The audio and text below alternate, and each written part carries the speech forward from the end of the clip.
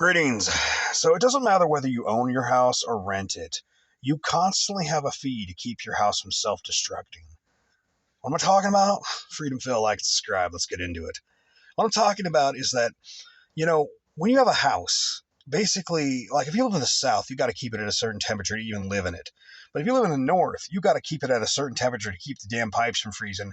And then exploding pipes equal water all over the place, ruined drywall, basically potentially getting on the wiring that could cause lots of issues. It's just a constant fee. Now, it's a lot like the analogy of the motorcycle versus the horse. I know people think, oh, horses are so wonderful, but you know what? When I'm not riding my motorcycle, I don't have to put money into it. When you have a horse, you constantly have to, and that's just like a house. A house and a horse have that in common, that if you don't keep it at the right temperature for a good time of the year, things will go wrong. So I think to myself, what would be a great design? And by the way, I'm a nomadic person. As you can see, this is my bigger van, and the other one's the one I travel in more because it's 14 miles to the gallon versus us getting 6 to 7. I might actually take this one out eventually, like as a retirement thing. I might just cruise around America in this thing because it got a good engine in it. But the thing about van life is I don't have water pipes to worry about in a van. I just fill up my water jugs and whatnot. And, if you got a purification system, that's good too. But what would be the ultimate kind of situation for someone's van? And you see this in the cities, a gym, that has saunas and has of course, the gym equipment and all that. And you have like laundry and showers. And once you don't have to deal with that, I'm like, well, what about if you want to cook and clean in your house? So like, what if you need to use the bathroom? Well, it go for an incinerator toilet, like a propane incinerator, or just if you wanted to do a composting toilet. But my thing of it is, I did van life long before van life was a thing. When I was paying off that house that I'm working on here and there, I basically did van life because I moved garbage, and then I basically lived in a van because I was able to make triple house payments. Basically, I'd pay the payment plus 2% off the mortgage every month. I'm not even kidding. It was only like 50 grand. So, if you figure $500 is 1% of the mortgage, so I just wrote a check for 1,500.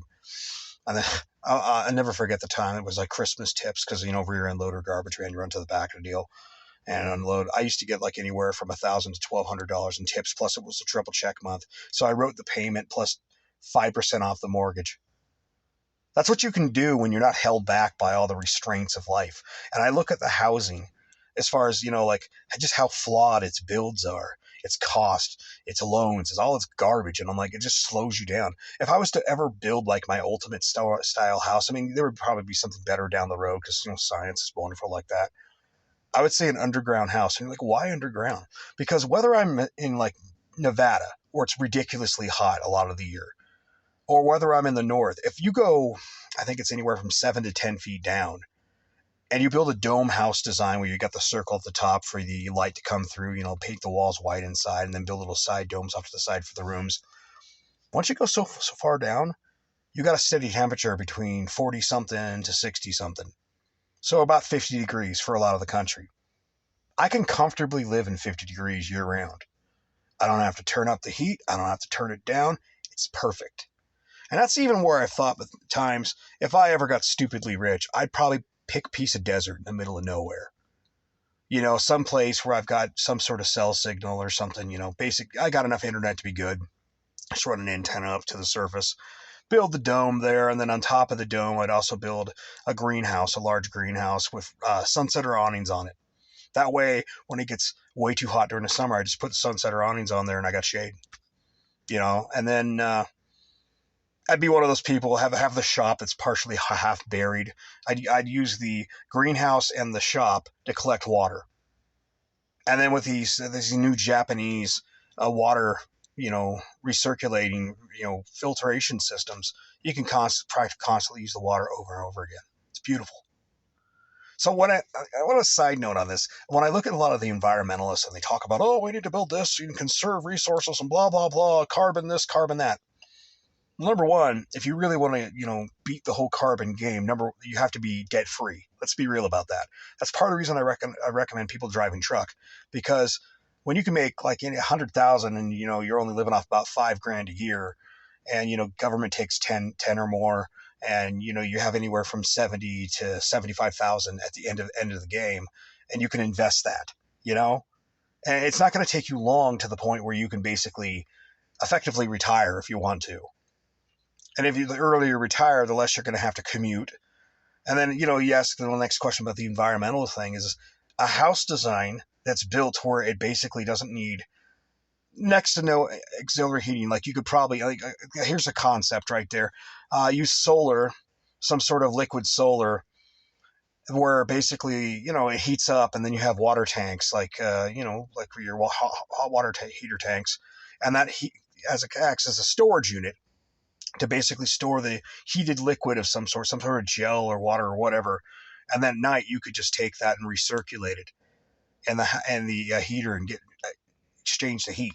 Now, if you live in the desert where it's likely to be, you know, probably going to be crappy only a handful of days of the year. It can be cold, but it's still sunny, and you still get solar energy out of that. And then plus the solar energy you have there as well. You're really not going to need a lot of excess energy. But here's another idea.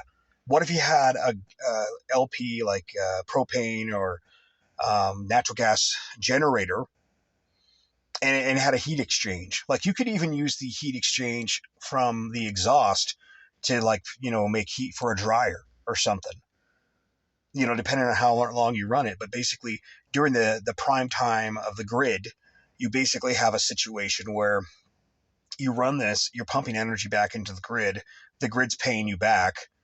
And then with the excess heat energy, you use your dryer or use it for something else. But the liquid coolant, that's where you could do a heat exchange and heat up whatever liquid you're putting into the hot water tanks. Whether it's water or some sort of, long-term heating gel. I don't know. Someone who really knows science could figure this crap out. And then you could use that as a heat source during the cold times. But once again, if you have an underground house and it's already 50 degrees basically year round, truth is you're probably really not going to need it. In fact, you might be like, man, it's just too cold in here. So it's like 100 degrees out there. It's 60 degrees in your Tatooine hideaway underground. Yeah, that would be my dream house. A house that I don't constantly have to pay a heat bill to keep it from self-destructing. And the real problem with something like this design is that there's just so many damn legislations and all this other crap. And if you want to build something cool like this in America, there are so many people in the goddamn way. I just wish we could streamline it like we do for these cookie cutter shit houses that you see in the suburbs. I wish we could streamline it to where we don't have to do these bad designs. I mean, look, I'll admit, if you insulate your house really well, that will pay for itself in the long run, but it will never be as good. It can never be as good as underground housing and underground, like heating. And a good example, just as a closing thought, there's a guy who grows citrus, and I think it's like Nebraska. Like citrus in Nebraska, he must use a ton of energy. No, he built a below ground greenhouse, and then he has a bunch of air pipes buried so many feet down below. And it's called Greenhouse in the Snow. Look it up on YouTube. It's been around for a while. And basically, yeah, he built his own little tropical jungle in a place that gets down to minus 20 during the winter.